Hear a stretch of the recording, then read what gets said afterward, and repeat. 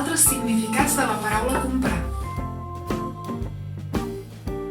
Galetes, llet, ous, carn de xai, patates, bledes, pastanagues, tomàquets de penjar, cigrons, ametlles, crema de garrofa, oli, sabó de rentaplats, pasta de dents i crema hidratant. Crec que ja està. Ho has apuntat tot. La Rita va repassar detingudament la llista de la compra, tot revisant que no hi faltés res del que la seva mare li havia anat dient. I era tot.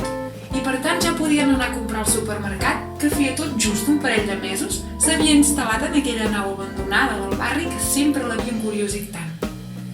Els murs de formigó, mig escardats i plens de pintades, havien desaparegut, deixant al descobert, des del carrer Estant, un ampli parc amb jocs infantils i moltes flors, i també una zona dedicada a horts comunitaris que gestionaven a mitges els alumnes de l'escola i els avis i àvies de la residència.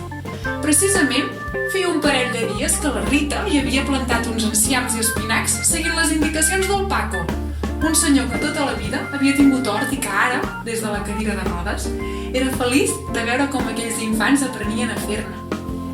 L'entrada era molt àmplia i lluminosa, amb grans finestres i una porta que, aprofitant el bon temps, restava oberta, convidant a entrar. Van saludar en Moja i la Júlia, veïns del barri que ara estaven a la caixa.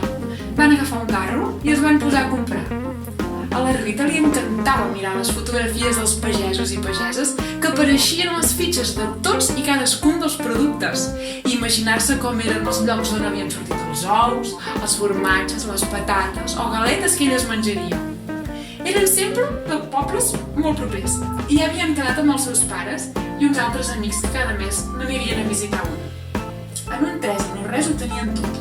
Van passar per caixa, van col·locar la compra al carret que havien dut des de casa i es van posar a ajudar la Maria a endreçar les caixes buides i reposar els productes de les estanteries. En poca estona ja havien enllestit la feina i contentes van marxar amb la compra feta i la satisfacció de formar part d'aquell supermercat cooperatiu.